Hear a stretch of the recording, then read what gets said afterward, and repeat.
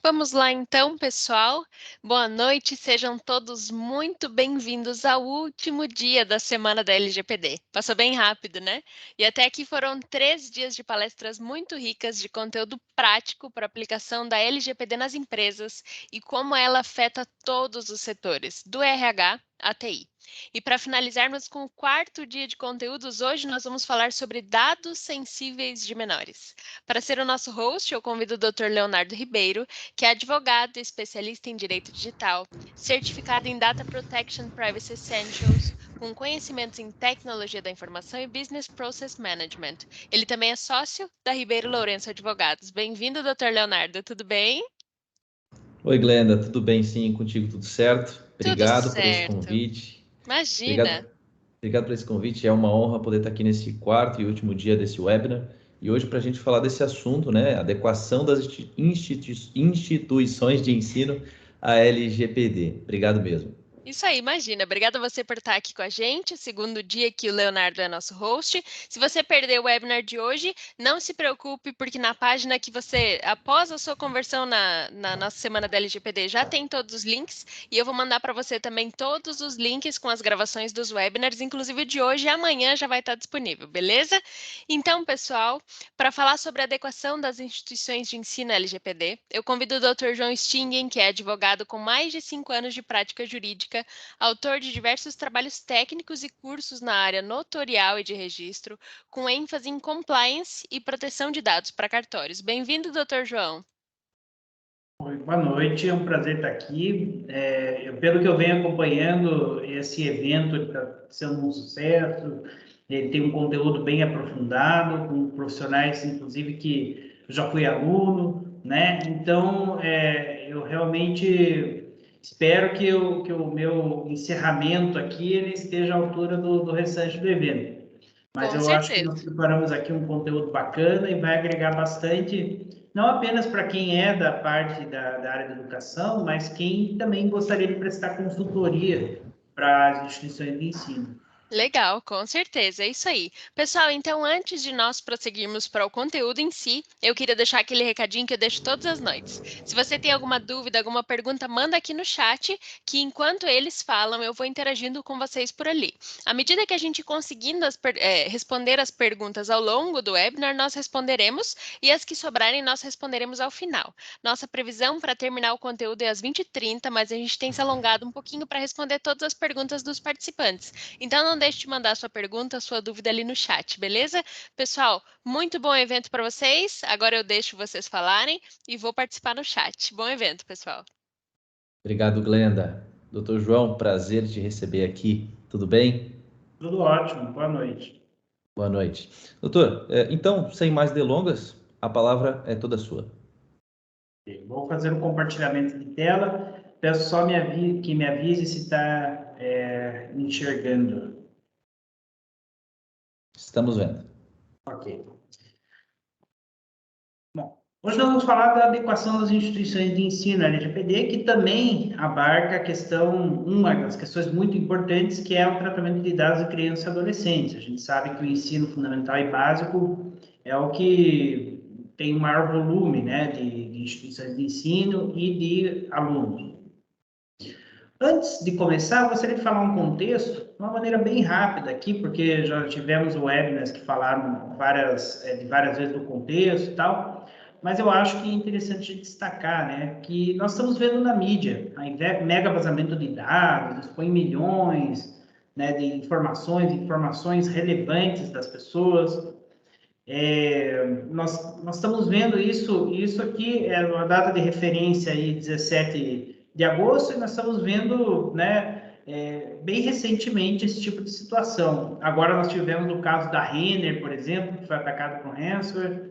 Também de instituições de ensino, tá? De mais recente, a gente tem aí, por exemplo, que a USP, né, expôs dados por falha no sistema. Mas nós também temos casos um pouco mais antigos, envolvendo escolas, instituições de ensino, não apenas do ensino superior. Esse é só destaquei os mais recentes. Então, isso nos faz pensar que agora tem gente que diz assim, agora vazou todos os dados e aí não tem mais por que proteger, né? Não é bem assim, mas tem gente que é um pouco mais preocupado, né? Fala assim, tá, e aí, mas o que vai ter de consequência disso para essas empresas que sofreram esse tipo de vazamento? Bom, aí nós temos a questão dos motivadores de adequação, né? A ideia é prevenir, né, que aconteçam essas coisas, mas se não acontecer, né, se eu mesmo assim acontecer, eu estou resguardado. E é isso que a gente vai ver aqui. Bom, o primeiro motivador que o pessoal tem para se adequar ao LGPD é evitar sanções e indenizações, certo? Isso assim, é o básico, né? O pessoal fica assustado que entrou em vigor as sanções em agosto, mas nós vamos ver que esse é um primeiro passo, né? Isso aí, o medo, né? É o primeiro passo para uma pessoa se desenvolver, por exemplo, e também para uma empresa se desenvolver no compliance em geral e também na questão da produção de dados. A questão do orgulho da equipe, porque isso é importante. Quando as pessoas estão engajadas, elas conseguem prevenir sanções, elas conseguem prestar um serviço melhor, também oferecer mais segurança do ponto de vista da LGPD nas suas atividades.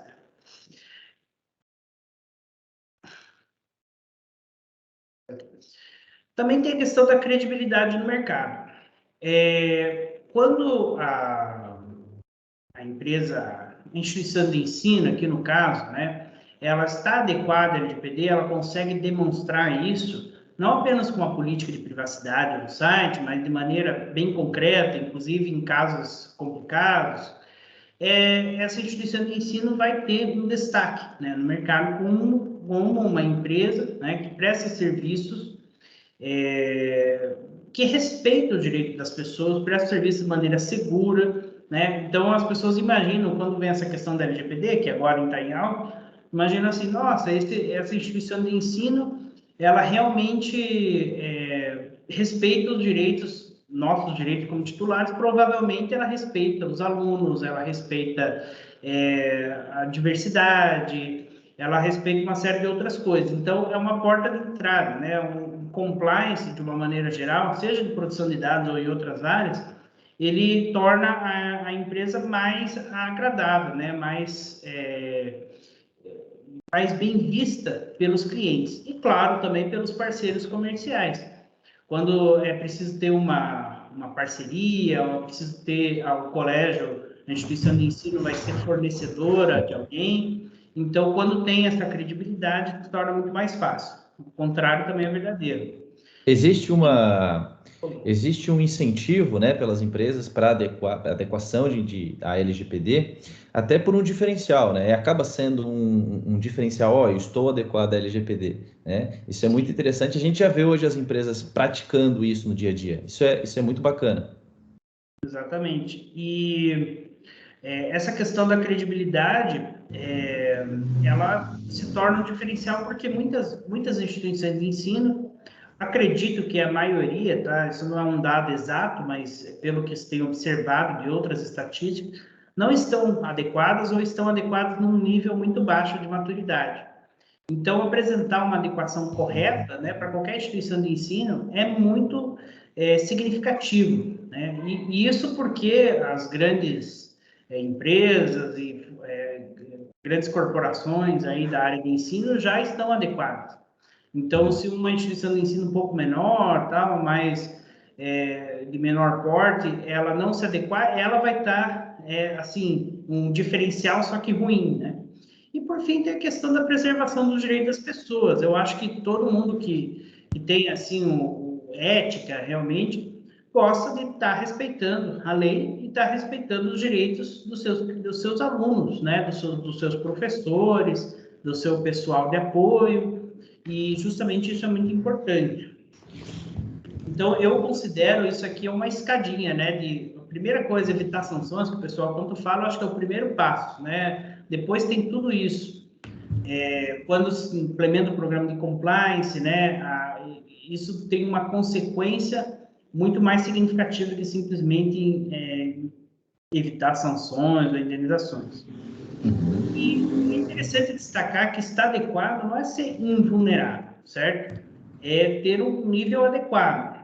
E o que significa isso? Então, não é ser invulnerável, ok, mas é você conseguir demonstrar que você está adequado. Por exemplo, fazer tudo que está ao seu alcance, certo? Ninguém está pedindo, né? A implementação da LGPD não é uma exigência que para quebrar as empresas, para burocratizar, ou para exigir que todos tenham um nível de uma multinacional em segurança da informação. Não é isso, mas fazer o que está ao seu alcance, de acordo com os seus recursos, de acordo com o seu porte. Se isso for demonstrado, a empresa pode se considerar adequada. E é interessante essa questão da demonstração, que não basta dizer, eu estou adequado, ótimo, maravilha, mas o que você tem feito? Isso é o princípio da prestação de contas, que é no artigo 6º, o último inciso ali do artigo 6º da LGPD, né? Então, é preciso estar documentado. Então, é muito importante não apenas ter a questão da política de privacidade, mas todo o mapeamento de dados, inventário de dados, e os itens que a gente vai falar mais adiante, que são básicos, mas tudo assim, né? Por exemplo, a questão dos treinamentos, né? Se tiver um treinamento na instituição de ensino, é interessante que tenha lá uma forma de controle de quem participou ou não, um certificado, alguma coisa assim, porque tudo, quando é documentado, é muito mais fácil de ser demonstrado.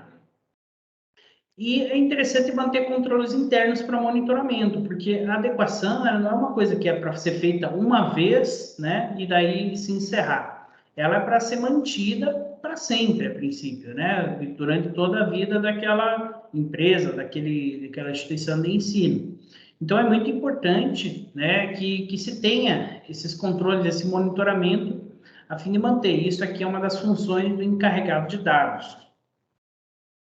Então, é isso que eu gostaria de destacar nesse ponto, né? Mais importante do que nunca errar é fazer o dever de casa, né? Como o pessoal diz, de maneira constante.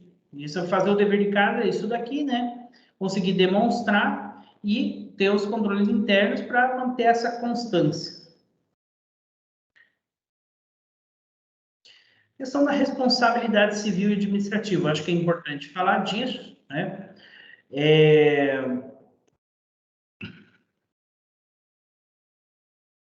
O que a instituição de ensino tem de responsabilidade em comparação com os seus colaboradores, professores e outras pessoas ali da parte administrativa.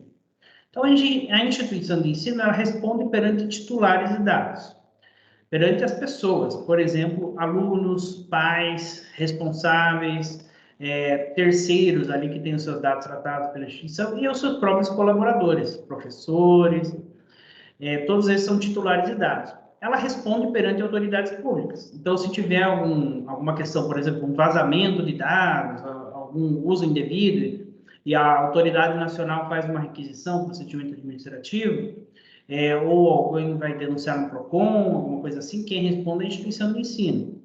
A princípio, responde objetivamente. Tá? Isso aqui não é pacificado ainda, tem muita gente que diz que é uma responsabilidade subjetiva, é mais coisa de advogado, isso, né? Mas a questão é que não responde com culpa, não precisa ter culpa naquilo, mas apenas ter demonstrado esse nexo aí de causalidade entre a atividade, né? E o dano causado a alguém. Agora, mesmo que não esteja isso aí pacificado, eu consideraria que a responsabilidade é objetiva por segurança. Como não está decidido ainda, vamos pelo que é mais rigoroso. E os funcionários, certo? Os funcionários, eles têm também responsabilidade. É interessante destacar isso, por isso que é importante o treinamento, um manual de conduta interno, políticas internas, porque isso se reflete, se relaciona com a responsabilidade da instituição de ensino. Então, ela responde perante o seu empregador, né, essa pessoa, ela pode responder por dolo, por exemplo, quando age de má fé, pode responder se age com culpa, ou seja, negligência, imprudência e imperícia, e pode ser demitido, inclusive, por justa causa. E esse responde perante o empregador é o que a gente chama de ação de regresso. Então, às vezes, o empregador ele tem, no caso da instituição de ensino, ali tem uma multa, tem uma condenação indenizatória, ela pode fazer uma ação de regresso se aquele funcionário agiu, né, com essas características aqui. E também pode até demitir por justa causa. Doutor, aproveitando esse mesmo tópico, gostaria até de fazer uma pergunta para o doutor para que fique bem claro para o pessoal que está nos assistindo, né? Caso um colaborador, um funcionário dessa instituição de ensino, ele haja de má fé e vaze dados de menores, quem será responsabilizado de forma administrativa por esse vazamento? Então, de forma administrativa, vai ser a instituição de ensino, né? Porque é ela que responde em primeiro lugar. Então, ela pode ter sanções que vão muito além da multa, como suspensão das atividades, né, bloqueio do banco de dados, ou até mesmo proibição, né, de atuar com aqueles dados pessoais, ou seja, praticamente quebra a empresa nesse sentido, né?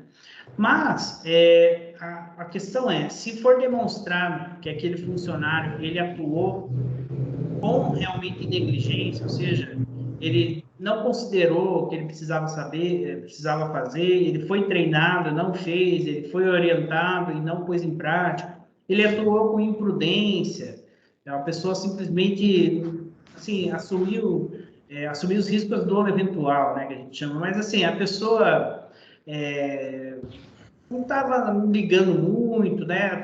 Agiu de maneira imprudente, fez coisas que eram desaconselháveis, até de acordo com o bom senso. Então, essa pessoa pode ser acionada pela instituição de ensino para responder, pelo menos por parte, né, daquele dano que a instituição teve.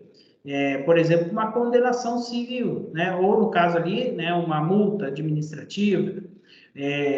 Pode ser que nem tudo a instituição de ensino consiga reaver, né? Principalmente a questão da credibilidade abalada, mas ela pode sim acionar esse empregado para, pelo menos, diminuir os seus prejuízos. Até por isso que é importante o que o doutor falou, né? Essa questão da conscientização dos colaboradores, né? Sim. A adequação LGPD é tanto documental quanto comportamental, bem bacana. Exatamente. Bom, então, seguindo, né, é interessante a gente colocar o que são as instituições de ensino para LGPD. Isso tem a ver com o que a gente chama de agentes de tratamento. Então, nós temos aí, eu vou passar bem rapidamente alguns conceitos, mas já abordando de forma orientada aqui o nosso tema, né? Então, nós temos o controlador, é aquele que toma as decisões e define os meios de tratamento dos dados pessoais. Nós temos que, no caso das instituições de ensino, elas mesmas são controladores dos dados dos seus alunos, dos pais e também dos seus colaboradores. Nós temos também o operador. No caso das instituições de ensino, eu creio que são os fornecedores, né, e prestadores de serviço externo, no caso. Internamente, os funcionários, só o conceito, o operador é aquele que trata dados em nome do controlador. Então, por exemplo, um contador que presta serviços para o colégio, né? Esse contador, ele é um operador de dados, certo? O operador, ele pode ser, inclusive, pessoa natural, ou seja, uma pessoa física. Pode ser, por exemplo, um advogado, que seja externo e não seja um escritório, mas seja o advogado. O que não se confunde, tá? Os operadores com os colaboradores. Então, um professor, mesmo um diretor da instituição de ensino, eles não são operadores, eles são parte da estrutura do controlador. Isso está bem definido, não está na lei, essa distinção, mas ela está bem definida no guia orientativo da Autoridade Nacional sobre esse assunto. Nós temos também, inclusive nesse guia, né, a figura de controlador conjunto. Assim, vamos supor que duas unidades do mesmo grupo de ensino, né, tomem decisões em conjunto. Então, cada instituição de ensino é um controlador autônomo. Porém, pode existir situações em que eles, tomando decisões conjuntas, eles assumam os riscos por todo aquele tratamento que é feito em mais de um local. É isso que eu penso. Ou, por exemplo, até mesmo alguma consultoria externa que ajude a instituição de ensino a tomar decisões e coletar dados, eles podem ser considerados controladores conjuntos. Por fim, tem a questão do suboperador. Então, a questão por exemplo, vamos supor que esse contador, que é um operador de dados, ele contrata um serviço de backup em nuvem. Então, esta empresa que presta serviço de backup em nuvem é um suboperador. A relação é como se fosse no contrato de locação, tem o locador, locatário, sublocatário. O locatário aluga para outro, né? Então, é basicamente isso. Aqui é importante, né, destacar que a instituição de ensino tem que autorizar os operadores a subcontratarem. Por quê? Porque tem que ter controle dos dados, né? Então, pode ser de maneira genérica ou específica, mas tem que ter essa autorização, né? Isso é muito importante destacar e rever na análise contratual, quando se for fazer a implementação de uma instituição de ensino. É óbvio que a gente não pode deixar de falar aí, quando a gente fala de instituições de ensino, das crianças e adolescentes, porque o ensino fundamental e básico é a maior parte. Inclusive, até no início da faculdade, pode estar diante de um adolescente, né? Que ainda não entrou na faculdade antes de fazer 18 anos. Nós temos essa definição, ela não está na LGPD sobre o que é criança e adolescente, de acordo com a idade, mas ela está no ECA, né? Estatuto da Criança e do Adolescente. Então, é bom fazer essa interpretação da LGPD, não de uma maneira estanque, né? Mas de uma interpretação sistemática, com todas as leis e normas que fazem parte do ordenamento. Então, nós temos que a criança até 12 anos incompletos e adolescente entre 12 e 18 anos incompletos também. E eu acho muito interessante destacar, tá? Que o grau de proteção da LGPD ele não é o mesmo para qualquer tipo de dados. Nós temos já a distinção da lei, que são os dados comuns e os dados sensíveis. Então, dados comuns é que qualquer informação que se refere a uma pessoa natural, né? Não é uma informação de uma pessoa jurídica e também não é um dado anonimizado, por exemplo, que não se refere a uma pessoa identificável. E nós temos os dados sensíveis, que são aqueles tipos de informação que dizem respeito à intimidade das pessoas, como, por exemplo, orientação sexual, dados de saúde, dados biométricos, de raça, opiniões, crenças.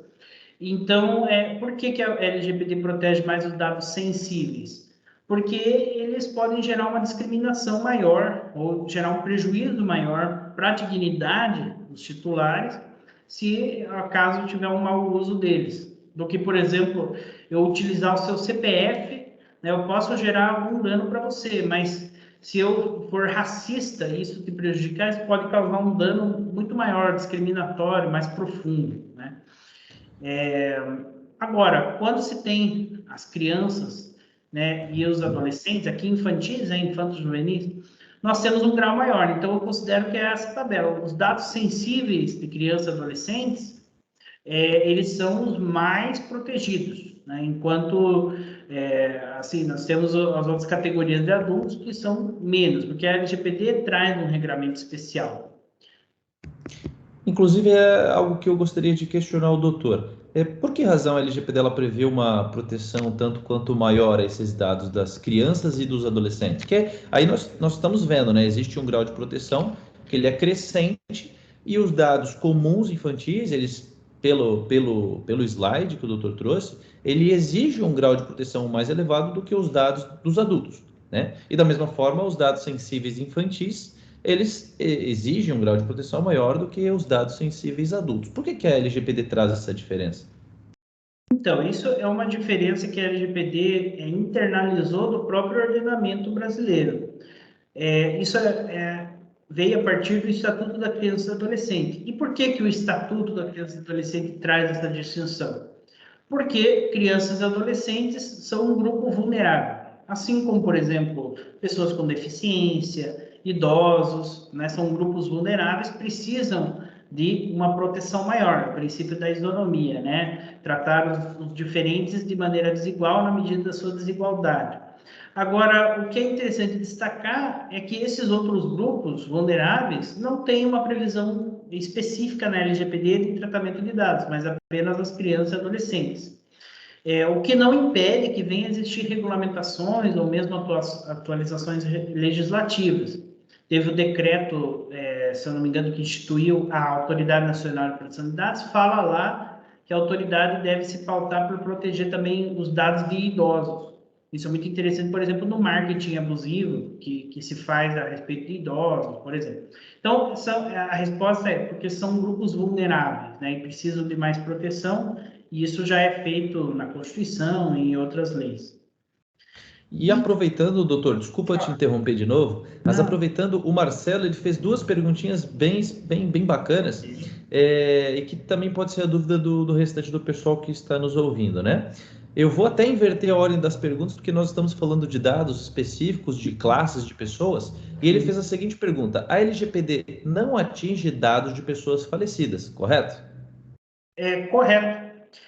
O que acontece? A LGPD, ela não, assim, ela não diz isso de maneira expressa, que ela não protege dados de pessoas falecidas. Mas é uma coisa que a gente pode deduzir justamente a partir de uma interpretação sistemática, levando, por exemplo, em consideração o Código Civil, que diz que as pessoas têm personalidade quando estão vivas, né? Existe algum tipo de proteção, tá? Por exemplo, o direito do autor, moral do autor, que é vitalício, tem a vontade testamentária, mas são coisas muito específicas. No caso da LGPD, como não prevê nada, né, na lei, então a gente pode considerar, à luz que não tem mais personalidade jurídica, civil, né, de que essa pessoa não tem essa proteção.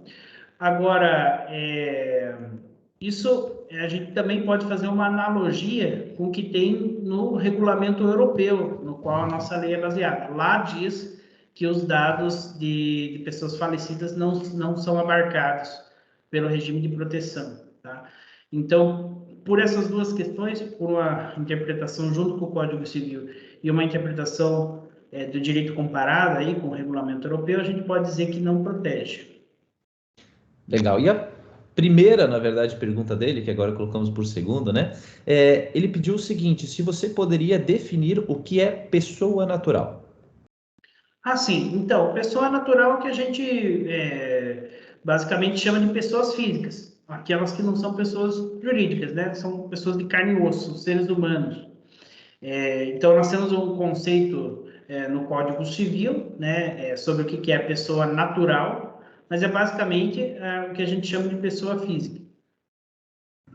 Perfeito. Obrigado, doutor. Marcelo, se tiver mais alguma dúvida, pode mandar no chat, tá? Bom, e a gente está falando aí do regulamento especial, no caso das crianças e adolescentes, o que seria isso? Está previsto no artigo 14 da LGPD, mas nós não vamos ficar citando aqui o artigo e tal, porque aqui um evento para um público mais amplo, né? Então, a ideia aqui não é ter juridiquês. A questão é a seguinte, assim como os artigos lá da LGPD que falam das bases legais, artigo 7, 11, ele distingue o tratamento de dados com consentimento e sem consentimento. Então, quando que precisa do consentimento, é necessário que esse consentimento seja dado por um dos pais, não precisa ser pelos dois, por um, ou por um dos responsáveis. É interessante, tá, que esse consentimento seja específico, ou seja, ele tenha o máximo de granularidade possível. O que é isso, granularidade, né? Eu pedi um consentimento para usar determinada imagem para determinada finalidade, por exemplo, para usar o dado para isso, para usar o dado para aquilo. Não é interessante ter um consentimento genérico, né? Eu assino lá um termo e nos próximos 10 anos que a criança ficar aqui, está tudo consentido para usar a imagem dela, usar, sei lá, os dados dela, para questões que precisam do consentimento, né? Então, isso não é interessante. Claro que não precisa ser um consentimento extremamente granular, porque senão ele fica burocratizado e até as pessoas, os pais responsáveis, ficam irritados por ter que assinar tanta termo de consentimento, né? Então, é um meio termo entre ser exagerado, mas também ser muito genérico. Também é importante que ele seja dado em destaque. Então, não adianta, por exemplo, na ficha de matrícula, eu tenho uma letrinha lá, uma cláusula meio escondida lá, dizendo que autorizo o uso dos dados do meu filho para fazer publicidade, né, para a instituição de ensino. Então, não acho que seja o correto, aliás, não é o correto, de acordo com a LGPD, né? É importante ter uma cláusula ou mesmo um termo à parte, fora do contrato de matrícula, ou pelo menos que tenha uma cláusula em negrito, com uma letra até um pouco maior. E é importante, tá, verificar os esforços razoáveis para verificar que o consentimento foi dado, de fato, pelo pai ou responsável.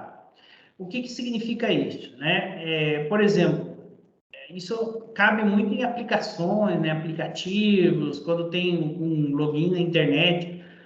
Por exemplo, se o pai tiver que dar um ok lá, um consentimento para o uso de imagem do seu filho, por exemplo, num passeio. Não adianta fazer isso colocando um recadinho na agenda da criança e daí a própria criança pode ir lá e marcar, né? Como é que eu vou saber que foi o pai que marcou? Então, ou se eu pedir uma assinatura mesmo, mas mesmo assim é interessante ter um mecanismo mais objetivo para se destacar. Isso também funciona bastante em aplicativos. Quando clica aqui se você concorda com a política de privacidade, a própria criança clica, maravilha. Então, é interessante ter por exemplo, um cadastro em que se faça, em que se mande um e-mail para o pai, daí o pai vai lá no e-mail dele e dá o consentimento. Aí é muito mais garantido, se for por via eletrônica. Sem o consentimento. Então, basicamente, tem duas hipóteses. Primeiro, vou falar do geral, né, as demais bases legais do artigo 7º e 11. Elas se aplicam a crianças e adolescentes.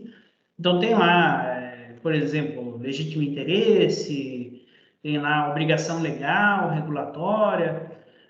O que eu gostaria de destacar é essa segunda hipótese aqui, né, que é um tratamento de dados, digamos assim, emergencial, né? Eu preciso contatar o pai responsável, né? E eu não vou conseguir, se eu preciso contatar ele, como é que eu vou pedir o consentimento? Eu preciso saber como eu contato essa pessoa. Então, eu posso, né, pedir, por exemplo, direto para a criança, ou ver um cadastro, analisar um cadastro, e eu posso, para eu poder entrar em contato com o pai responsável. Isso aí é para proteção da criança, ou também diretamente para proteção. Vamos supor que aquela criança ela passe mal, né? A criança ou adolescente passe mal, precisa ser atendido, então eu vou coletar o tipo sanguíneo da criança para passar para os paramédicos, por exemplo. Isso é um tratamento de dados? Mas é para proteção dela. Ou pode ser proteção para outras coisas, né? Até mesmo proteção contra abusos e assim por diante. Então, a questão, o destaque que se dá isso aqui é que nunca se deve repassar a terceiros. Então, se eu coleto dados sem o consentimento, não estão nessas outras bases, ele pode ser coletado pela questão, cláusula aí aberta de proteção da criança ou do adolescente. Porém, os dados têm que ser tratados segundo o melhor interesse da criança e do adolescente. Eu não posso pegar, não, então agora eu coletei essas informações, eu vou vender para fazer marketing. Não, né? Vou compartilhar com terceiros aí para fazer uma análise e tal. Não pode, né? Você não pode nem armazenar, muito menos compartilhar. Doutor, aproveitar desse tópico, existem, como você comentou, diversas bases legais no artigo 7º e 11 da LGPD, né? Só que existem bases legais lá que são muito similares, como, por exemplo, qual que seria a diferença entre a hipótese do uso de dados para proteção da criança e a base legal prevista de proteção da vida? Então, aí é uma excelente pergunta, né? Eu colocaria o seguinte: no caso dessa proteção aqui, ela é uma proteção maior, né? Que ela engloba não apenas a proteção da vida, que é uma base um pouco mais restrita. Se tiver uma situação em que eu tenho que proteger a vida, né? De uma pessoa, eu posso utilizar os dados dela. Por exemplo, se ela tiver um risco de vida, etc. Agora, por exemplo, se eu precisar proteger uma criança de outras questões, né, que não tenham a ver diretamente com afetar a vida dela, a existência material dela, mas pode ser considerado uma proteção para essa criança. Então, eu posso coletar os dados dela nesse caso. É uma base legal aqui um pouco mais ampla que a proteção da vida. Perfeito, perfeito. Os direitos titulares e dados pessoais. Então, aqui os titulares, tá? Lembrando, né? No caso da instituição de ensino, não são apenas as crianças e adolescentes, é que eles têm um destaque por ter uma proteção maior, mas são também os colaboradores ou qualquer terceiro que tenha os dados pessoais tratados pela instituição de ensino. Por exemplo, se ela faz marketing na internet, né? Então, esses prospectivos que são dados dessas pessoas aí que se interessam pelos esses anúncios e tal, são dados de terceiros, né? Ou alguém que esteja designado pelos pais ou responsáveis para pegar a criança no colégio, né, em determinado horário que os pais estão viajando, por exemplo. Então, essa pessoa aí também tem os seus dados tratados pela instituição de ensino. Pessoas que frequentem esse ambiente da instituição de ensino simplesmente por interesses gerais, né, não tem vínculo com a instituição de ensino, mas são filmados por câmeras de segurança, é um tratamento de dados também. Então, tem vários terceiros, né? Então, eles têm esses direitos aqui. Então, confirmação da existência. Essa é uma resposta basicamente sim ou não, né? Se o colégio lá, a instituição de ensino, trata dados, né, meus ou não. Aí, se tratar, né, ele tem o direito de acesso. Esse direito de acesso ele pode ser mais simplificado, até mesmo verbal, ou ele pode ser feito por uma declaração um pouco mais circunstanciada, que é prevista ali no artigo 19 da LGPD, né? Que eu tenho que dar até 15 dias uma declaração completa de todos os dados que são tratados, qual a base legal para isso, qual a finalidade, com quem são compartilhados, assim por diante. Então, é muito interessante aí a instituição de ensino ter feito um mapeamento de dados, a gente vai falar um pouquinho disso adiante, para que daí possa responder de maneira ágil, né, esse tipo de requerimento. Correção. Isso é um direito da pessoa. Se ela tem um dado escrito de uma maneira errada, por exemplo, o nome dessa pessoa, ela tem direito de chegar lá e pedir a correção. Se tiver algum dado como endereço desatualizado, ela tem direito de chegar lá e pedir a correção, e a instituição de ensino tem que garantir que vai corrigir, por exemplo, no cadastro atual, mas também nos backups, também em planilhas, por isso que é importante ter feito esse mapeamento, para saber onde todos os lugares que tem que corrigir.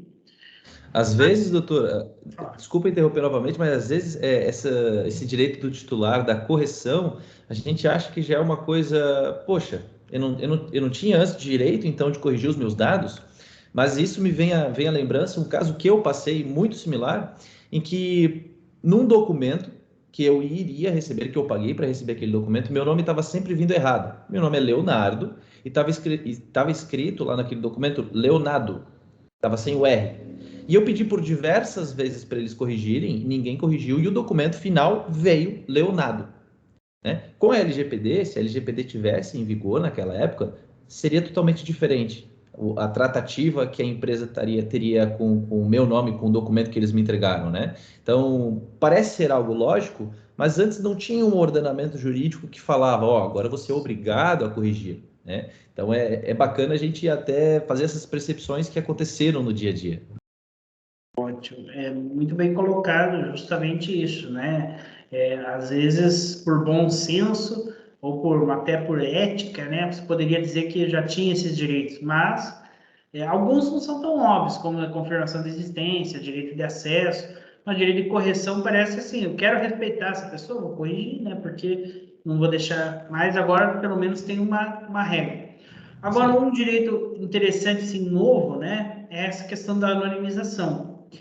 Então, se tiver alguma situação em que o colégio, instituição de ensino, precise ter, uma empresa em geral aí, precise ter, anonimizar aqueles dados, a pessoa pode entrar com um pedido para que essa instituição faça essa anonimização.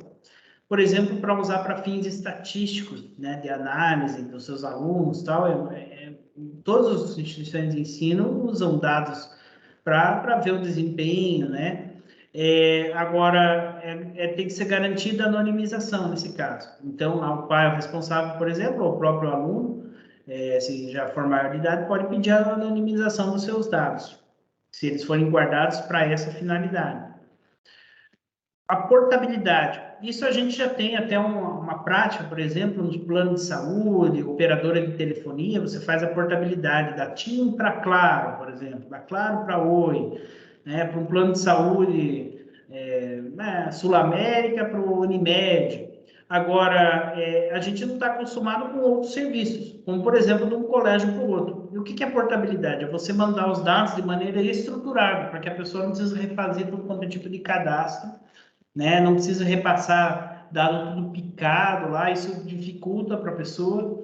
E assim, às vezes alguma empresa pode pensar, né? Eu vou passar dados para os meus concorrentes, né? Poxa, eu não vou passar, mas agora é direito das pessoas. E tem algumas situações, tá? Em que a portabilidade não se aplica ou precisa de regulamentação. Eu acredito, isso é um entendimento, né? Que não seja o caso de instituições de ensino. Eu acho que é perfeitamente possível passar os dados de maneira estruturada para outras instituições de ensino, para facilitar a vida das pessoas, né? E por ser um direito previsto na LGPD.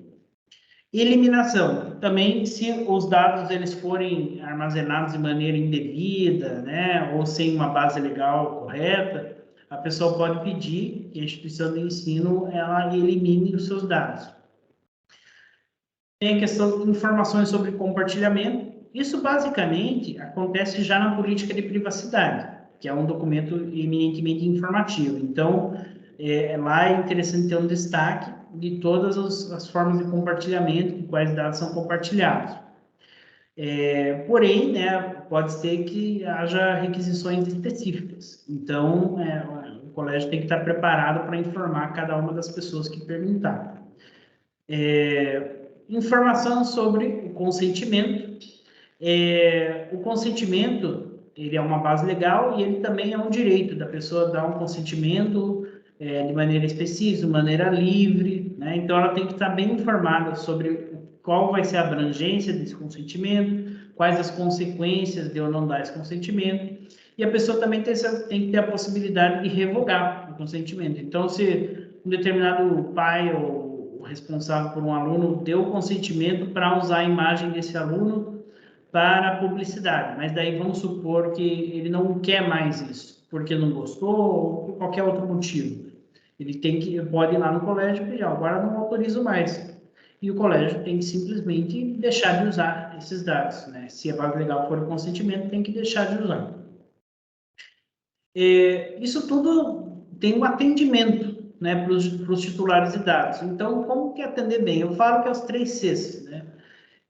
Celeridade, clareza e completude.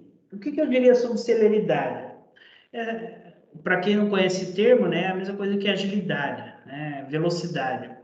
É importante, tá, ter essa questão, porque as pessoas têm uma péssima impressão de qualquer empresa, qualquer órgão público, quando se faz uma requisição e tem uma resposta dali a tantos meses, ali ficou lá, parece que estão segurando a resposta, e daí vem lá, depois a pessoa até esqueceu, só que ela não, pode ter até esquecido, mas depois ela lembra e fica com raiva, né? Então, isso é muito bom para a credibilidade.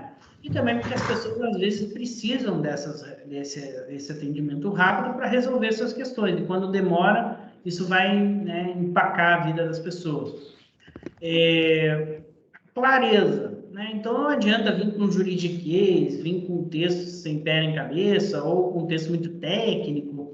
Isso aí não satisfaz a questão do direito das pessoas, principalmente se for o direito de informação, né? Então as pessoas têm o direito de informação, ele engloba escrever de uma maneira que as pessoas vão compreender, e não só resguardando todas as linhas, os aspectos técnicos e conceituais. Não é assim, né? Então, o encarregado, né, de dados, ele tem que estar muito ciente de que ele vai estar falando com pessoas de todas as classes, todos os níveis culturais. Todo mundo merece ter a mesma informação, o mesmo grau de compreensão. E a completude é o seguinte, né? Eu tenho que abarcar tudo que aquela resposta demanda. Se a pessoa pediu o direito de acesso, não adianta eu falar que eu trato X, Y, Z, se tem outros 400 tipos de dados que eu trato e eu não informo, por exemplo. Se eu corrijo, né, um dado, tem que corrigir no sistema interno, nos papéis, no backup, né? Então, ter uma abrangência 100%, né? Uma resposta a esse direito titular de maneira íntegra. E, doutor, caso o encarregado de proteção de dados dessa instituição de ensino ele não atenda bem esses direitos das pessoas, dos titulares, né? O que pode acontecer com a instituição? Justamente, muitas vezes as pessoas não querem confusão, né? Mas, às vezes elas pedem, exercem os seus direitos que estão previstos, elas querem simplesmente resolver uma situação específica e daí elas têm um mau atendimento. Em primeiro lugar, isso gera um desconforto, se for cliente, se for um pai de um aluno, por exemplo, ele vai ficar desconfortável até para continuar, né, a contratar aquele colégio, deixar o seu filho lá, que tem um mau atendimento. Também pode gerar, às vezes não é uma pessoa que já esteja, mas pode gerar uma insatisfação e essa pessoa insatisfeita fala para outras e gera uma bala na credibilidade da instituição de ensino. E, por fim, pode ser que a pessoa não quer confusão, mas ela foi tão mal atendida que ela vai querer até... Agora eu vou processar, então, também. Quer saber? Não estão me respeitando aqui, eu vou processar. Então, é importante, né? Não apenas fazer tecnicamente o que a lei prevê, mas atender bem as pessoas, né? Isso é fundamental para prevenir sanções, para ter um bom relacionamento com os clientes e também com as pessoas em geral. Bacana, bacana. Ok, vou passar. Agora eu gostaria de fazer um data mapping, né, básico de onde estão os dados nas instituições de ensino em geral. É claro que isso vai variar muito com o porte, com o tipo de ensino básico, superior, mas o que eu destaco aqui, na minha experiência, inclusive, como encarregado de dados de uma instituição de ensino, um colégio de porte significativo aqui em Curitiba, né? A parte de RH. Isso aí eu acho que é qualquer empresa, inclusive nós tivemos aí um webinar muito bom, né, sobre essa questão da RH. Então eu não vou me aprofundar tanto, mas eu acho que assim, é importante considerar tanto os candidatos a emprego quanto os colaboradores, né? São muitos dados, um volume grande, e então esse é um setor de destaque aí para a LGPD em qualquer área, também nas instituições de ensino. Matrículas. Então, nesse momento, são coletadas várias informações, então esse procedimento ele deve ter um treinamento bem importante para as pessoas que vão participar nesse ato de matrícula. Tem que estar tudo correto, lá ter os documentos certos se for pedir algum tipo de consentimento, se já é interessante já referenciar a política de privacidade para os pais ali poderem consultar, tem que ter as cláusulas adequadas. Então, esse ato aí ele já tem um fluxo de informações grande e ele é muito significativo para o dever de informação para as pessoas. Administrativo e financeiro, né? Então, existem setores, né? Dentro da instituição de ensino que não são propriamente das atividades fim, né? Que é ensinar, né? Dar a formação lá para os seus alunos, mas que fazem parte, são fundamentais aí para a administração dessa sociedade, dessa instituição de ensino. Então, por exemplo, né, os dados financeiros, que são conta bancária de colaboradores, as informações financeiras bancárias aí dos pais ou responsáveis que pagam as mensalidades. Então, isso é muito importante ter bem resguardado, porque por mais que esses dados não sejam sensíveis à luz da LGPD, eles têm um grau de proteção um pouquinho maior, mas não por causa da LGPD, mas por causa de outras normas, como a lei do sigilo bancário, por exemplo. Então, se eu quiser saber o endereço de uma pessoa, eu não preciso de uma autorização judicial. Mas se eu quiser ter informações sobre o extrato bancário, eu preciso de autorização judicial, isso está previsto, né, inclusive na Constituição. Então, o sigilo fiscal, ou se uma pessoa está devendo, por exemplo, isso em determinadas circunstâncias pode até ser considerado sensível, mas pelo menos, mesmo que não seja considerado sensível, é muito impactante para a pessoa, né? Então, resguardar, né, não ficar comentando esse tipo de informação, enfim, é um lugar que tem bastante dados significativos. Sistema interno. Então, hoje em dia, muitas instituições de ensino têm um sistema, né?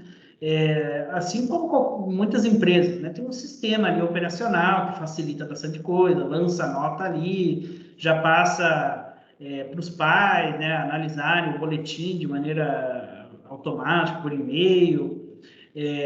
Tem outros tipos de sistema, mas tem o básico, né? E esse geral, assim, ele é muito perigoso se ele não for bom, se ele não for seguro, porque ali tem informações, muitas vezes, aí sim tem dados sensíveis de saúde, de criança que precisa de um atendimento especial, ou criança que tem uma condição, né, de deficiência. Então, muitas vezes é avançado ali, inclusive histórico escolar, questões comportamentais, até análises de perfis comportamentais, está tudo lá, né? Então, é muito importante essa parte aí, e tem muitos dados lá. Formulários no site. Então, dependendo do tipo de instituição de ensino, como ela investe nessa questão, né? Às vezes tem muitos formulários no site. Então, fazer um mapeamento deles, ver se todos os dados que são coletados são necessários, qual a finalidade deles, assim por diante. Isso é um ponto bem interessante para se destacar. Também tem a questão da publicidade. Isso varia bastante, né? Mas, praticamente hoje em dia, todo mundo faz publicidade, pelo menos um pouco, né? Então, é muito importante considerar o setor de marketing, o setor de comunicações, ou de publicidade, ou a empresa terceira que faz agências, né, que faz esse tipo de serviço, porque ali, justamente, é que vai ter uso de imagens, por exemplo. Então, é muito importante considerar esse setor. E, por fim, nós temos os serviços em geral. Aí varia bastante, né? Por exemplo, serviço de cantina, serviço de almoço, se for um colégio integral, né? Tem um almoço lá, enfermaria. Então, isso aí varia bastante. É importante estar adequado, porque sempre vai ter algum tipo de tratamento de dados. É importante ter mapeado todos os serviços que o colégio oferece e quais são os dados necessários. Doutor, aproveitando essa parte do data mapping, aí nesses 4 dias de webinar, acho que ficou bem claro para o pessoal que sempre que a gente mapeia um processo, um dado, aquele dado ele precisa ser tratado de acordo com uma base legal, né?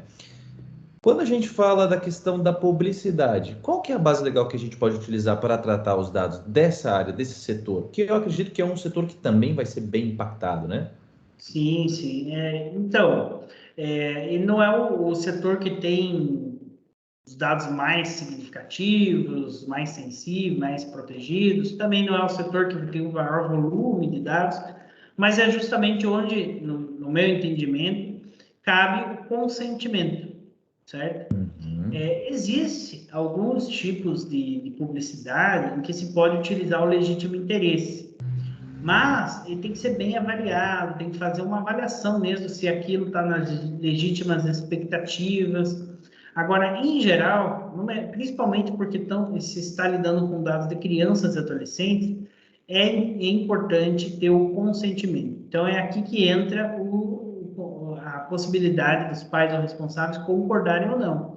Então, se eu vou tirar uma foto dos alunos e colocar no site, se eu vou tirar foto, se eu vou coletar, por exemplo, um vídeo deles fazendo alguma atividade, coisas que são comuns nos colégios fazerem, mas é preciso um consentimento específico. Não adianta chegar numa reunião de pais e perguntar, e aí, todo mundo consente? Meia dúzia faz sinal de joia, assim, outros nem ligam. Não, isso não é consentimento, né? Precisa ser específico, né? Concreto, a pessoa precisa saber para que está e precisa ter a possibilidade de revogar. Então, se depois o pai, o responsável, não quer mais e pede para tirar uma foto no site do colégio, um anúncio, uma página no Facebook, tem que tirar. É chato, né? Mas é o direito. Né, então, seria basicamente o legítimo interesse e o consentimento do titular, as duas bases que nós poderíamos utilizar aí para tratar os dados da publicidade, certo? Eu acho que nesse caso, quando se trata de crianças e adolescentes, eu recomendaria usar apenas o o consentimento. O legítimo interesse seria, por exemplo, um anúncio patrocinado numa rede social, então as pessoas que estão clicando nele e tal, pode ser um legítimo interesse. Por uma questão de publicidade assim um pouco mais anônima, assim um pouco mais ampla, né? Agora, quando é imagens dos alunos, dos pais ali, dos eventos do colégio, eu acho que tem que ser sempre consentimento. Bacana. E o gap analysis é o seguinte, a gente faz esse mapeamento, né, mas existe uma análise de riscos, né? Sempre a implementação da LGPD envolve análise de riscos. Então, eu gostaria de destacar quais áreas que eu considero que tem mais risco. Passa dos alunos. Né? Isso aqui não é um setor da instituição de ensino, mas é um local, né? É uma forma de armazenamento de arquivos que é muito constante, que tem passe cada aluno. Então, tomar muito cuidado para restringir. Por exemplo, essa pastinha aberta que está aqui na imagem não é tão legal. Pelo menos ela deveria ficar numa sala trancada, mas o ideal é que ela fique numa sala trancada e ainda tem arquivos trancados. Nem todo mundo tem a chave, não fica aberto.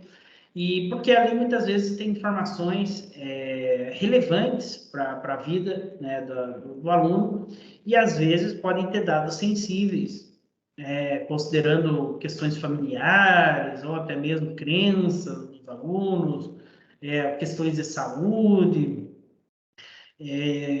Então, essa pasta é um local que tem muitas informações e precisa estar protegido. Inclusive, teve caso de vazamento de pasta de aluno, né?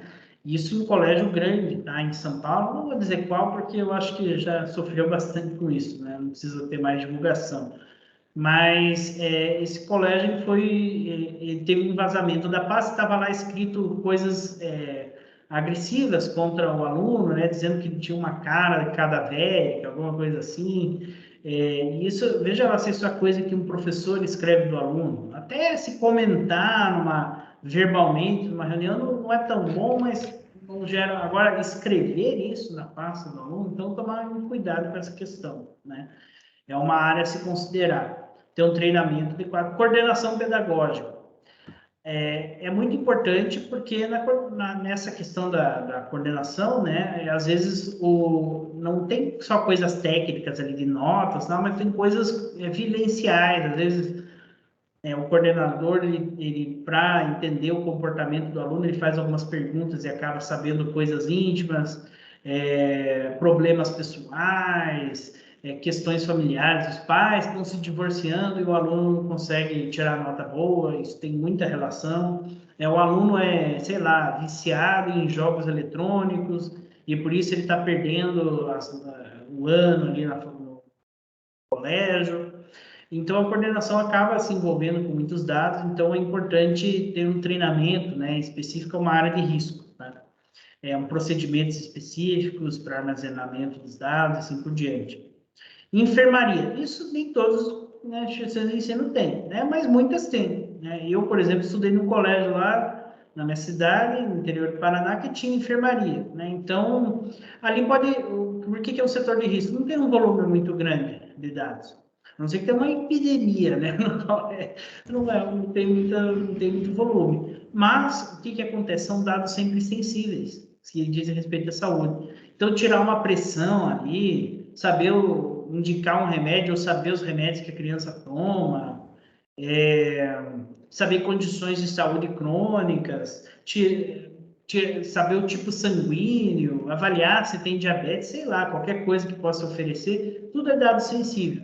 Então, é interessante que o pessoal da enfermaria seja muito bem treinado para ter um sigilo nisso, né? Não pode chegar a enfermeira lá e falar, pô, aquele aluno lá, não sabe o que está acontecendo com ele, blá, blá, blá. Não pode, né? Então, é importante ter essa conscientização e essa documentação de procedimentos. Isso me recorda até o meu tempo de colégio, sabe, doutor? Que na época tu precisavas ir para a enfermaria, machucou um dedo, arranhou, tá sangrando. E desde aquela época eu acho que o colégio que eu estudava já se preocupava com proteção de dados, porque eles não coletavam nada. Tu podia aparecer lá com o braço quebrado, eles davam um chazinho e falavam, não, senta aí, tá tudo bem, vamos chamar teu pai. E eles não coletavam nenhum tipo de dado, né? Mas existem colégios que coletam, né? Coletam muitos dados e sensíveis, como você bem comentou. Mas é que veio essa lembrança agora, eu achei bacana compartilhar. Ok. Então, de qualquer forma, né, eu acho que tem que ter uma minimização, mas se for necessário, às vezes é preciso coletar alguns dados até para prestar um socorro, né? Então, ter esse treinamento é importante. Também, atendimento psicológico, né? Não digo que os colégios ofereçam terapia, né? Isso eu nunca vi, mas eu sei que de instituições de ensino que tem psicólogo, um psicólogo no seu quadro de funcionários, e ele às vezes faz orientações, né? Ajuda, são um trabalho em conjunto, por exemplo, com os professores, coordenadores pedagógicos. Isso é interessante, né? É um complemento a mais, assim como a enfermaria, né? Não é uma coisa fundamental, mas ajuda, né? Essa questão psicológica também pode ajudar. Porém, é interessante também, né? Que são dados sensíveis, né? Então, são questões que é importante ter uma confidencialidade, um sigilo muito bem garantidos, né? Por exemplo, aqui no caso, o psicólogo ali está anotando, né, as informações, então que esse caderno dele não seja deixado em qualquer lugar, esse tipo de coisa. Também eu colocaria o RH em contabilidade, né? É uma área de risco porque tem muitos dados, primeiro o volume, e segundo porque muitas vezes tem dados sensíveis das pessoas, né? Às vezes para ganhar um benefício, por exemplo, a pessoa não vai no sábado. Ninguém precisa saber por que ela não vai no sábado, mas às vezes ela não vai trabalhar no sábado porque ela é adventista, né? Então, é uma crença religiosa. Então, ter aí um respeito à confidencialidade em relação a isso. Contabilidade, ela está muito relacionada, por exemplo, com essas informações. Às vezes, por exemplo, a pessoa tem um regime previdenciário diferente porque ela tem uma doença crônica. Então, os contadores têm muito acesso. Então, fazer essa análise de riscos, se também o seu prestador de serviço de contabilidade está adequado, né? Ou minimamente LGPD, porque senão pode ser um risco muito grande. E agora eu gostaria de destacar, nós estamos falando que tem que fazer, falamos do mapeamento, então, quais seriam os 9 itens básicos da adequação? É claro que isso aqui pode variar, às vezes alguma questão de alguma opinião de alguém, mas o que eu colocaria de básico mesmo, que eu acredito que seja, assim, o essencial, né? Para começar. Primeiramente, nomear o DPO. Aqui eu coloco DPO por abreviação, o DPO é o encarregado de dados, certo? Ter um canal de comunicação. Não adianta ter um DPO e ele ficar escondido, né? É preciso ter um canal. Isso aí pode ser o quê? Simplesmente divulgar um e-mail do encarregado, ou pode ser um formulário colocado no site em que as pessoas vão lá, preenchem alguns campos e já façam um requerimento um pouco mais direcionado. Ou até pode ser, dependendo de quem for, né? Pode até ter um chatbot, né? Um robozinho lá que fica falando, tipo a Lu da Magalu, né? Mas aí vai de cada um, né? Tem empresas que adotam isso e tem um resultado melhor, porque já faz uma triagem bem interessante, né? Os bancos, todas as instituições financeiras têm chatbot, né? Política de privacidade. Isso é o que o pessoal mais vê, né? Às vezes acha que faz isso, coloca no site, ou política de cookies também, né? Eu coloco aqui a política de cookies relacionada com política de privacidade. Que já a política de cookies, né? Basicamente, a função é a mesma, às vezes pode estar uma integrada na outra, certo? Mas o que eu gostaria de destacar é que, assim, nem sempre vai ter a política de cookies. Isso aí depende de ter o site, usar cookies lá, quais cookies utiliza, daí às vezes vale a pena fazer uma política à parte, às vezes não. E é interessante destacar que os cookies não são coletados apenas em site, não. Eles podem ser coletados em anúncios, em redes sociais, ou até mesmo naqueles pixels, né, que tem no Facebook, no Google Ads, enfim. E também lista de e-mails, né? Por exemplo, o MailChimp, né, que é uma lista de mecanismo de enviar e-mail. Você pode ver se a pessoa abriu, que hora abriu, tal. isso aí tem custo, né? Então, é interessante fazer esse mapeamento, ver se vale a pena ter uma política à parte ou só inserir ela na política de privacidade. Ou, às vezes, nem tem política. Mas, hoje em dia, dependendo do porte, aí já é quase impossível não coletar nenhum custo. Política de descarte. Então, é muito interessante saber quais documentos, informações precisam ser armazenadas, por quanto tempo, e ter um mecanismo, um procedimento correto de fazer esse descarte, né? Eu não posso simplesmente rasgar, né, uma cópia de RG e jogar no lixo, assim, ou nem rasgar, só amassar e jogar no lixo. Eu tenho que passar numa fragmentadora, ou pelo menos picotar, né, esse documento para que ele fique ininteligível, ilegível, e também considerar que o descarte, ele aborda hardwares, né? Eu não posso pegar um computador, passar para frente, só, vou deletar tudo, vou colocar na lixeira e apagar a lixeira, deletei. Não, isso é facilmente recuperável. Então, tem duas formas. Ou eu pego, por exemplo, esse HD e furo ele com uma furadeira, assim, ele fica ilegível. Ou, se eu não quiser fazer isso, eu quiser vender ou doar, né, esse equipamento, eu tenho que mandar para uma empresa que faça a sanitização dos dados. Não adianta simplesmente eu pegar se eu não fizer isso, né, eu não vou estar adequado ao LGPD. Eu não vou estar respeitando a confidencialidade. Gestão do consentimento, então é muito importante ter mapeado bem certinho as hipóteses que precisam do consentimento, principalmente se ele for de crianças e adolescentes, dados de crianças e adolescentes. E, assim, ter um procedimento para coletar, ter uns modelos de modo que eu vou pedir esse consentimento e assim por diante. Então, esse é um item básico, né? Política de segurança, né? Não basta a proteção, a privacidade não existe sem segurança. Segurança vai além da privacidade, mas a privacidade, ela se pauta, né? Ela precisa da segurança. Porque não adianta eu ter tudo certinho e vazar os dados, destruir os dados, não ter acesso aos dados, assim por diante. Plano de comunicação de incidentes. Então, isso é uma continuação, digamos, da política de privacidade, de segurança, aliás, que eu preciso... qualquer um pode ter um incidente. A gente começou falando, né, nesse webinário aqui sobre os incidentes. Então, eu preciso ter um plano para comunicar. Se eu precisar comunicar para a autoridade nacional, se eu precisar comunicar para outros órgãos, se eu precisar comunicar para os próprios titulares, para parceiros, né? Então, eu acho interessante, é importante, né, ter esse plano destacado. E o relatório de impacto. Ver as situações em que é preciso esse documento, o relatório de impacto, também chamado de PIA, né? E fazer esse relatório, ter um modelo, pelo menos, se não vislumbrou nenhuma necessidade de fazer, que é difícil, né? Mas, de qualquer forma, se não vislumbrou, pelo menos ter um modelo para dar certo para preencher. Eu gostaria de destacar desses, que eu acho que é o mais, que as pessoas mais falam, né? Que é o Política de Privacidade. É um documento informativo, basicamente. A maior parte dos deveres de informação dos agentes de tratamento são feitos por essa política.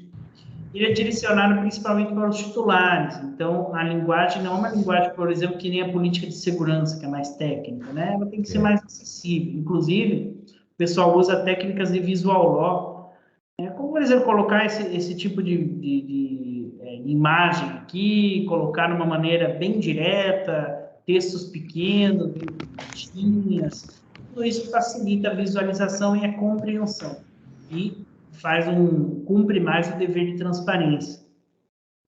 E, assim, ela é direcionada aos titulares, mas ela serve para todos, né? Então, se eu sou um fornecedor do colégio, numa instituição de ensino, eu sei que lá os dados são tratados assim, assado, então eu também tenho que respeitar isso. E o que tem de básico, né, em qualquer política? Quais dados são utilizados pela instituição de ensino, que tratamentos ela realiza, se ela armazena, se ela compartilha, se ela só coleta e depois apaga, e assim por diante. Legitimidade do tratamento, né? Qual é a base legal que eu tenho para esse tratamento? Direitos dos titulares, é interessante, como é um documento direcionado principalmente aos titulares, então informar ali já eles quais são os direitos, né? E também das medidas de segurança. É claro que isso aqui não é inserir a política de segurança dentro da política de privacidade, mas é prever medidas básicas, assim, informando para as pessoas, nós restringimos o acesso, nós temos aqui uma política de senhas e isso impacta aí na proteção dos seus dados, etc. Doutor, ainda sobre a questão do DPO, né? O Andrei, ele fez uma pergunta para nós que eu acho que seria bem interessante da gente colocar agora nesse momento. Ele perguntou o seguinte: a lei não exige que os dados do DPO sejam colocados para todas as pessoas, para que todas as pessoas saibam quem é esse profissional que atende determinada empresa, como o nome, telefone e demais contatos? Olha, a LGPD fala sobre o nome e o contato, mas ela não especifica quais contatos. Se quiser passar nome, telefone, não tem, assim, não tem nenhum impedimento, mas eu acredito que apenas o nome, tá? E um dado de contato, como o e-mail, já seja suficiente. É isso que eu tenho visto, inclusive na Europa, as empresas de lá, inclusive nas grandes empresas, né? Divulga-se o nome e se você for ver, vamos dar um exemplo assim mais de maior autoridade. A Autoridade Nacional de Proteção de Dados tem o seu DPO, tem 2 DPOs. Então, se tem 2, isso é já uma dúvida que o pessoal tinha. Pode ter mais de um? Pode. A autoridade tem 2, então não vai ser errado. Além disso, lá está divulgado o e-mail deles. Não está o telefone, né? Não está, sei lá, outros dados. Não, está o nome, né? Até a foto lá no Instagram tem a foto. Mas isso não é necessário, sabe? É uma opção, né? Mas tem e o e-mail para a pessoa poder entrar em contato. Então, eu acredito que isso baste, certo? Não precisa do telefone. Quiser colocar, ótimo, mas eu acho que não é necessário. Andrei, então sim, a lei exige que você precisa publicizar os dados desse DPO e não necessariamente você precise colocar o telefone dele, né? Apenas o nome e o e-mail já serve. Doutor, o Marcelo, ele também fez uma pergunta para nós e ele perguntou o seguinte: os pais decidem revogar o consentimento para a publicação de fotos dos filhos no perfil da rede social da escola. Todas as fotos do aluno já foram publicadas. Precisam ser apagadas do perfil, inclusive aquelas que foram publicadas com o consentimento?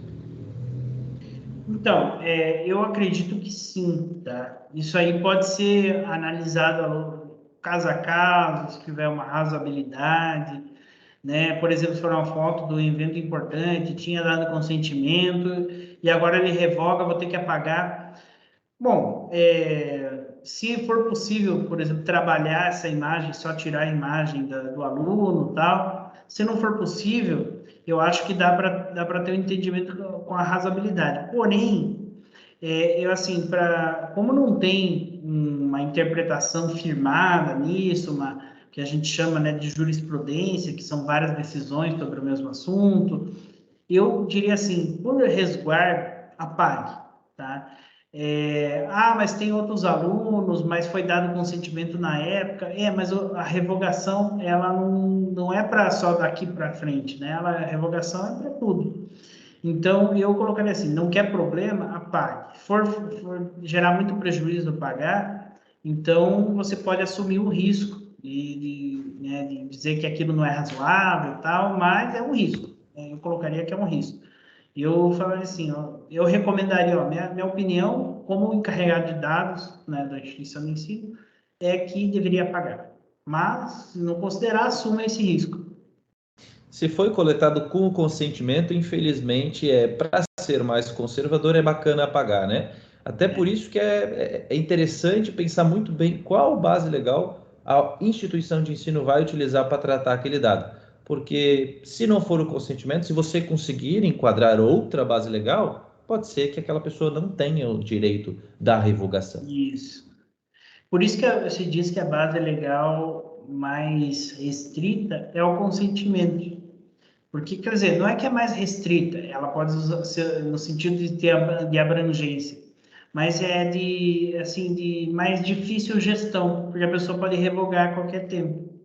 E no caso de outras bases legais, não tem esse direito. Ótimo. Bom, eu sei que já tivemos um webinar, né, sobre esse assunto, mas eu gostaria de destacar aqui algumas questões de segurança, né, mas focado nas soluções. Então, nós temos a questão da confiabilidade. Preciso ter confidencialidade. Isso o pessoal reconhece. Eu não posso contar para qualquer um. Eu tenho sigilo. A gente já tem uma cultura do sigilo até por causa de outras leis, como eu estava falando, sigilo fiscal, sigilo bancário, sigilo telemático. Mas, além disso, existem outras duas questões. A integridade é de que aquelas informações, por exemplo, elas são exatas. Aquelas informações, elas não estão em documentos deteriorados, né? E também tem a questão da disponibilidade. Eu posso acessar essas informações quando eu preciso.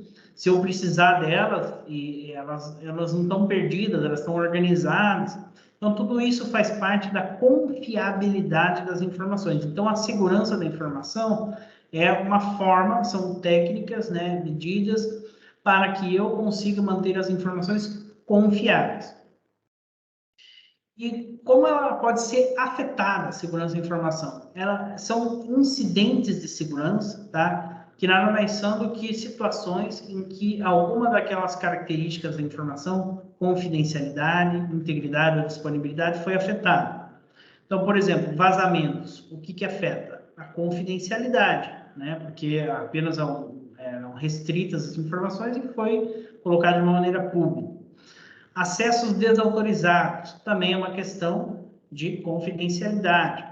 Dados incorretos, aqui já é uma questão de integridade, né? Discriminação, aí no caso assim, esse é uma informação que é utilizada de uma maneira indevida, né? Destruição dos dados, aí já afeta a integridade, também a disponibilidade. Sequestro de dados, esse afeta exclusivamente a disponibilidade. Isso é o que a gente tem visto muito, né, com ransomwares, que fazem o sequestro de dados, ou por ransomware, ou diretamente por um hacker, enfim. Isso aí são todas situações que a gente vê, né, que acontecem e são incidentes de segurança. E o que eu faria para prevenir, né, esse tipo de coisa? O que uma instituição de ensino precisa fazer? Nós temos o tripé da segurança da informação. Tecnologia, por exemplo, tem um antivírus, mas eu também preciso treinar as pessoas. E eu também preciso ter processos bem estruturados para que eu possa proteger as informações. Então, no intercâmbio desses três elementos, nós temos um sistema seguro. Tecnologia. Então, por exemplo, nós temos ali um firewall, né? Nós temos ali um antivírus que prevê, que combate ali. Nós temos aqui, por exemplo, né, na tecnologia também, esse quadro aqui que se chama local técnico, né? Em que eu tenho ali os sistemas, eu tenho uma chave aqui protegida, eu tenho um ambiente refrigerado adequadamente, eu tenho os cabos ali organizados. Então, isso aqui protege muito o data center, né, da instituição de ensino. Em vez de ser um local assim, né, só um servidor ali numa mesa, que todo mundo pode ter acesso, todo mundo pode esbarrar, todo mundo pode, né, não tem uma temperatura adequada. Então, ter isso aqui é uma medida tecnológica muito importante. Processos. Processos é ter, assim, documentado, né? Então, se eu preciso, por exemplo, descartar um documento, eu tenho um procedimento lá correto para fazer o descarte certinho, eu tenho um procedimento para armazenar e assim por diante. E, por fim, eu tenho a questão das pessoas, né? Então, eu diferencio aqui, isso aqui simboliza conscientização, isso aqui é treinamento. Então, treinamento é indicar, ensinar para as pessoas conceitos, técnicas, para que elas saibam, né, como proteger as informações. E conscientizar é um pouco mais profundo, é para que essas pessoas internalizem o valor, a cultura de privacidade ao seu trabalho e às suas atividades. E, por fim, eu destaco aqui, né, que teria a questão da associar essa questão da segurança ao plano de carreira, né? Então, se a pessoa ela cumpre os requisitos aqui de segurança, então isso está vinculado de alguma forma ela ter benefícios. Por outro lado, se ela não cumpre, então ela, né, tem que ter algum tipo de sanção ou perder algum tipo de chance de ter um benefício, um plano de carreira. Qual desses itens é o principal? E aqui eu trago uma analogia, para já ir encerrando a nossa nossa apresentação, né, com a Fórmula 1. Então, pense aí, nós temos o carro, certo? O carro é tecnologia, né? Então, eu posso ter a tecnologia da Ferrari, uma das melhores do mundo. A equipe de pit stop ali está representando os processos, né? Claro que cada um é uma pessoa, mas o que importa ali, a equipe, né, a empresa, né, a Ferrari, no caso, ela estabeleceu procedimentos muito bem colocados, né, para ser feito um pit stop rápido, adequado. Porém, será que isso ganha corrida? Ou será que isso é secundário? O principal não é a pessoa, o piloto? Pense se for qualquer um de nós aqui. A princípio, eu não sou, né, piloto, eu acredito que a maioria aqui não seja também. Será que nós iríamos conseguir dirigir esse carro e ganhar uma corrida? Ou a gente ia bater na primeira curva? Né? Então, com certeza, tá, todo mundo destaca isso. As pessoas são o principal elemento, né, nessa engrenagem da segurança da informação. Então, não adianta nada eu ter o melhor antivírus, melhor firewall, a melhor consultoria de LGPD, e eu ter os procedimentos muito bem desenhados, tal, se eu não tiver pessoas que sejam treinadas e conscientizadas. Eu agradeço aí essa atenção de vocês, estamos abertos a dúvidas, e eu colocaria essa frase, né, do Tolkien, né, mesmo a menor pessoa pode mudar o curso da história. Isso ele diz, né, no livro lá, O Senhor dos Anéis, quando fala dos hobbits, né, que afetaram bastante ali a história da Terra-média. Então, a questão é justamente essa lição, né? Qualquer pessoa pode pôr tudo a perder ou pode ser o principal elemento para contornar talvez uma falta de recurso, uma falta de tecnologia. Muito obrigado. Perfeito, doutor. Eu que agradeço. Imagina, pessoal, obrigada a vocês. Foi mais um dia de conteúdo muito rico. Eu tenho certeza que todos que estão assistindo aqui com a gente aprenderam demais. E acho que fechamos com chave de ouro, né, pessoal? Eu gostei muito do conteúdo de hoje. Acho que fechamos essa semana com um conteúdo que fechou o ciclo aí de uma visão geral, pelo menos da LGPD, do que a gente precisa saber, assim, para dar o start nos processos ou mesmo continuar os processos de adequação nas empresas. Muito obrigada, doutor João. Okay. Doutor, só mais uma coisa, como é que a gente te encontra? Passa aí um contato seu para o pessoal, caso tenha mais alguma dúvida. Eu acho que assim, se quiserem, o meu e-mail é joão.rodrigo.ms@gmail. Eu vou colocar aqui no bate-papo. Chat. Legal. Uhum, fechou. Se Doutor eu Leonardo, tirar alguma dúvida, né? perfeito. Muito obrigada pela sua participação, doutor. Foi muito legal. Eu gostei muito do conteúdo hoje. Tenho certeza que foi bem esclarecedor. Doutor Leonardo, obrigado por participar aqui com a gente novamente. Como é que a gente encontra você, Ribeiro Lourenço? Lenda, eu que agradeço pelo convite. Esse segundo dia que eu participei, né, do quarto dia total do webinar e último. Fico feliz de ter encerrado. Nós temos um escritório aqui na Antônio da Veiga, Ribeiro Lourenço Advogados. E o meu e-mail para contato eu também vou colocar no chat. Tá? É leonardo@ribeirolourenco.adv.br. E o nosso site é o ribeirolourenco.adv.br. Legal, muito obrigada, pessoal, pela participação. E a LGPD tem diversas nuances que podem realmente ser desafiadoras para as empresas. Embora estes tenham sido 4 dias de conteúdos muito ricos, é normal que a sua cabeça que está assistindo esteja borbulhando com essa quantidade de informações e mudanças que precisam ser feitas aí na sua empresa para garantir mais segurança e evitar as multas da LGPD que podem chegar a 50 milhões de reais. Por isso, pensando em auxiliar você nessas mudanças, nós da Microservice criamos soluções de adequação LGPD que englobam os 3 âmbitos: jurídico, processual e tecnológico. Junto com a Ribeiro Lourenço Advogados, representada aqui pelo Leonardo Ribeiro, nós desenvolvemos 3 soluções, sendo que a mais completa dela é uma em que nós tomamos a sua empresa pela mão e passamos por todas as etapas de adequação LGPD, orientando sobre todas as alterações necessárias e conforme as particularidades da sua empresa, segurança até chegarmos 100% em conformidade com a lei. Se você deseja saber mais a respeito, eu vou mandar aqui no link no chat agora o contato para que você fale com um de nossos especialistas. Nós entramos em contato com você amanhã de manhã cedinho, inclusive se você preencher hoje, amanhã cedo alguém já entra em contato com você. No mais, muito obrigada a todos que participaram com a gente e uma obrigada de coração a você que participou nos 4 dias da semana da LGPD. Eu espero que esse esforço que você fez para estar com a gente aqui todos os dias tenha te trazido mais clareza sobre como aplicar a lei. Eu relembro que esses eventos ficarão todos gravados e eles vão poder ser acessados posteriormente. Amanhã de manhã eu já mando para todos os inscritos. Para encerrar, convido também você para conhecer mais sobre a microservice acessando o nosso site, que é o Microservice IT, I de inovação, T de tecnologia.com.br. Saiba mais sobre os nossos produtos e as soluções que nós oferecemos para sua empresa. Pessoal, uma boa noite para vocês, um bom descanso. Obrigado por vocês terem estado aqui com a gente e até o nosso próximo evento, pessoal. Tchau, tchau. Tchau, pessoal.